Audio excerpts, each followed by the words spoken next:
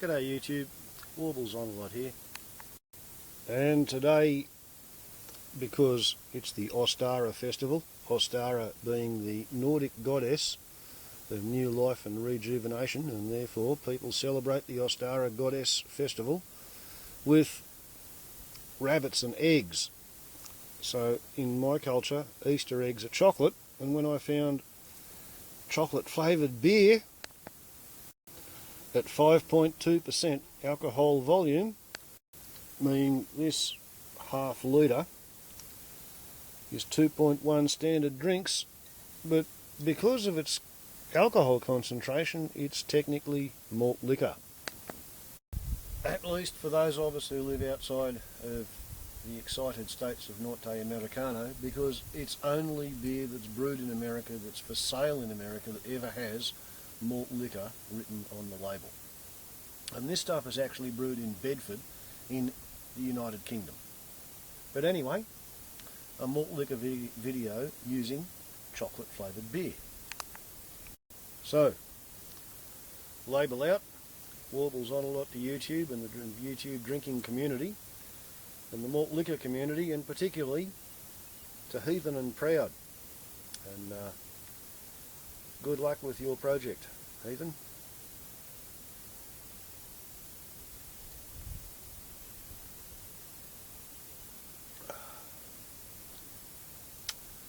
It has got a subtle chocolatey aftertaste. You don't taste the chocolate at the start of the sip,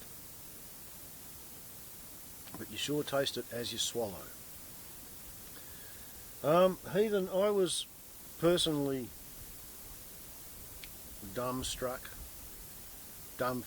thunderstruck at the idea that you have been selling your blood at $25 a donation, so that the day you sold a tennis racket as well as some of your own blood or plasma, do they put the red cells and the white cells and the platelets back in, or do they just take the whole blood? Because I'm guessing they'll be taking the whole blood. I can imagine how you could put everything else back in at this, and only take the plasma, but it would be much more expensive for the organisation.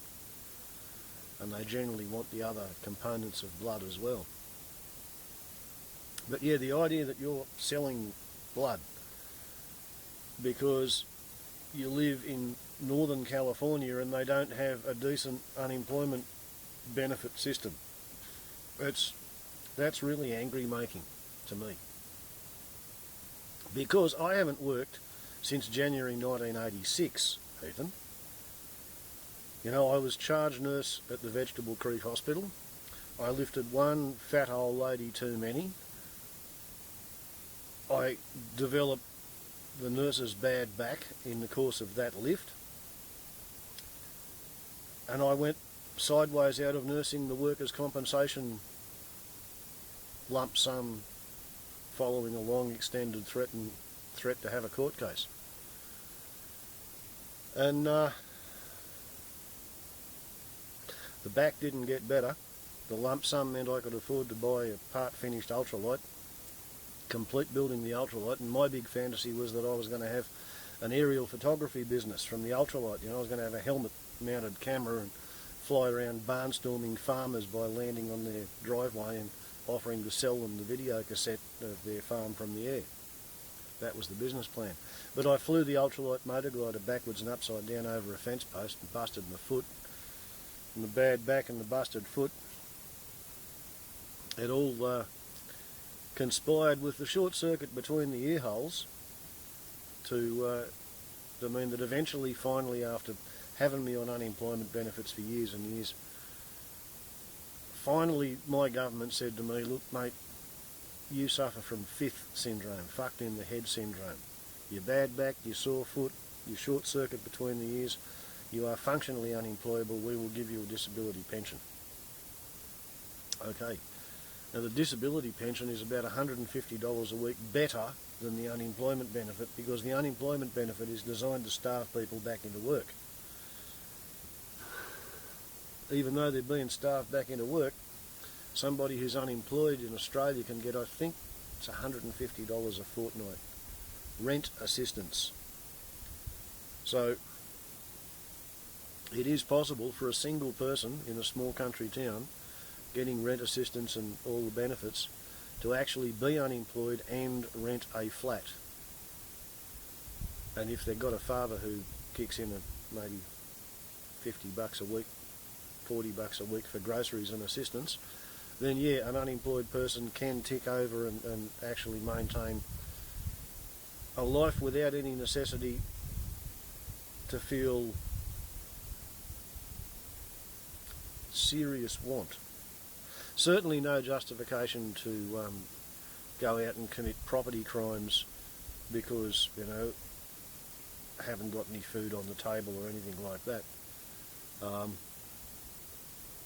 If you've got the lack of pride that enables you to go in and sit in line and put up with some bureaucratic hoops, then in Australia there's pretty much free money and free food available to the bottom end of society if they're prepared to stand in line and be sneered at. You know, it is there. And if you've got any sort of a reason why you can't function in the economy, so far the Australian government has gone along with the theory that's been up there for the past 100 years, that it's much more moral and ethical and economically sensible to pay the unemployable and the unemployed enough that they can afford to live without breaking the law than it is to constantly keep trying to put them in jail. And it's vastly cheaper to pay unemployment benefits than it is to try and clean up after food riots. At the moment, I think a single, well, my pension's about $20,000 a year. It's probably about 13 or 14,000 on unemployment benefits. It costs, I keep hearing people talk $70,000 to $100,000 to keep somebody in jail in Australia for a year. So it sort of works out that if you can take an unemployed teenager and demonise them as a criminal because you catch them with a joint in their pocket, then you can take them out of the main street and you can put them in the prison just outside of town, and you can pay a whole bunch of unemployed buffheads who want to get paid to keep their shoes shiny and have neat creases in their trousers and stand in neat straight lines at the corners of every building. Those buffheads will come home and pay their mortgage and buy groceries in the shops and send their kids to school, and by demonising the unemployed teenager, putting them in jail, you've made them 7 times more productive in the eyes of the Chamber of Commerce in terms of how much money they generate in the main street. On the dole, they can only generate $13,000 each per year. If they're in jail, they generate $100,000 each per year, which gets spent in the local town. The people who say, oh, we should get all the unemployed and put them in the army, I heard the other day that the Australian Army spends between $550,000 and $750,000 to train a soldier, and to spend $2 million to train an officer.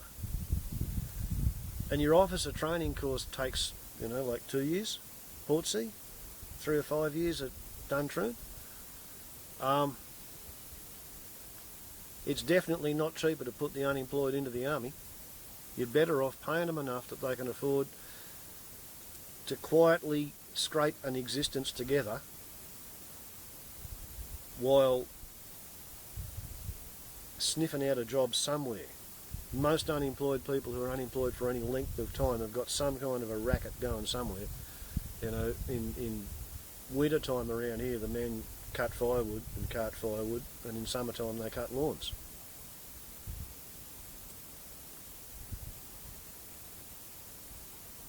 I've only seen one of your vids, Heathen, and it was the one where you were looking at the becoming homeless soon, about a week old, I suppose.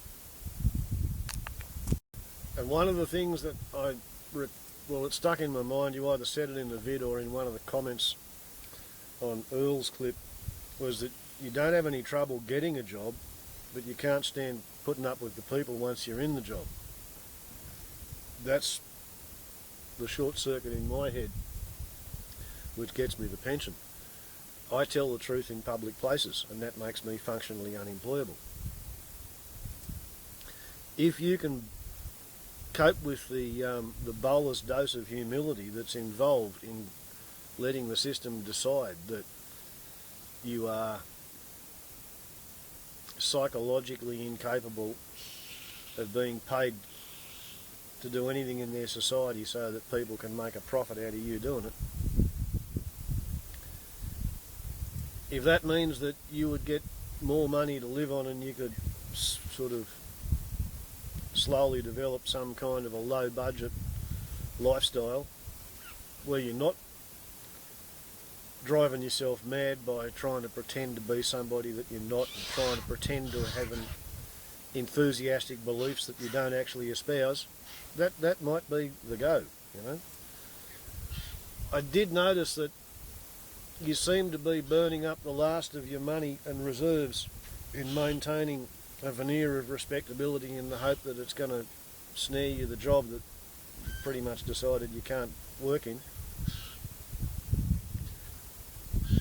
I think it might be worth considering the idea of not spending the last week in a motel looking for a job if you don't think you're going to do the whole job thing. But set your car up a little bit better for living in. And yeah, well, because I'm a solar panel nut and I've lived with kerosene lights and candles for 10 years or so, I know how much of a difference it makes when you can listen to the radio with an electric light that's going to charge itself off the sun for the battery the next day without having to burn fuel when you're saving money. So that might be one thing to think about, is if you're tossing up between sleeping in a motel for a week and then moving into your car and having to burn petrol every time you want to listen to the radio or have the interior light on, versus move into the car a week early and buy a solar panel and a charge controller and have your car set up so that when the engine's not going during the day it charges your battery so you've got lights and radio or a CD at night. That might be, well, I know what I'd be doing anyway. I don't think I'd be paying the money to live in a motel. But then again,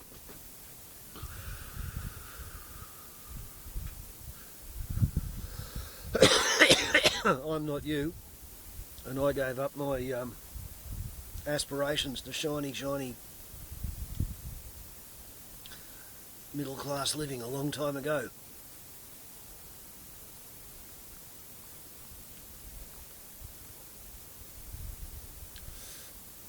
I think it's really sad the way the American government and the American voters, the mainstream, seem to have locked themselves into the idea that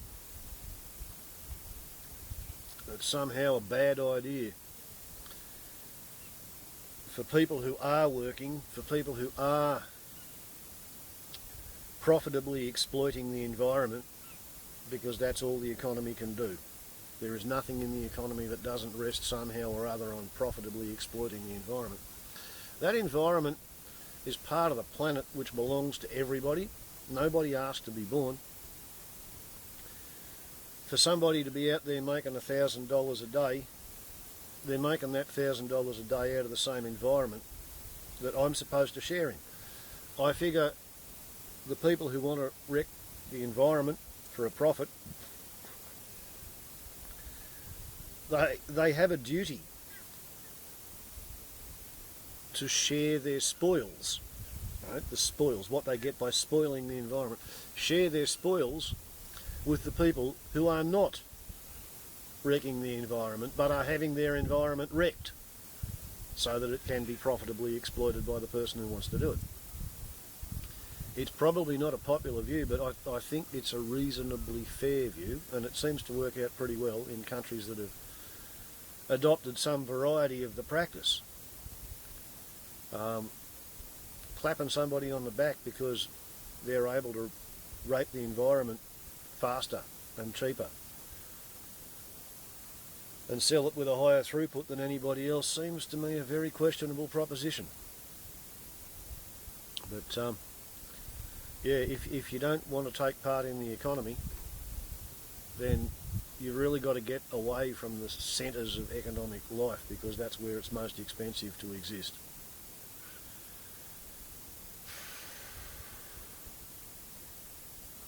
And like I said, I'm speaking from a nation where there's an economic safety net, where people on the dole, people who've never worked, are paid enough money that they can afford to buy food and pay rent and not have to break the law in order to make ends meet. If they want luxuries, yeah, they might have to consider breaking the law and doing a bit of cash in hand work. But it's possible to exist, to stay alive in Australia, not well, and not without swallowing your pride.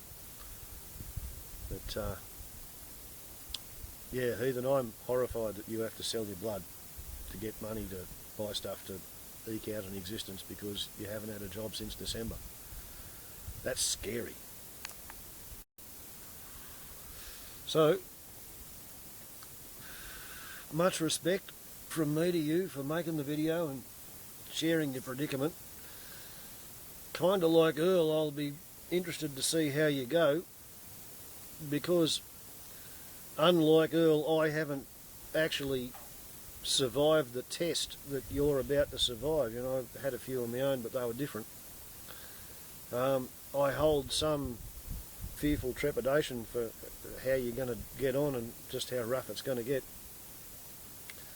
But you've got friends, you know. People on the other side of the Pacific like me are sitting here thinking about you and hoping that all goes well. I know you're an atheist and all the rest of it, but I'm not, so pretty please, Creator, give Heathen and Proud a little bit of a helping hand, will you? Warbles on a lot to YouTube. Chocolate beer for Easter, the Ostara Festival.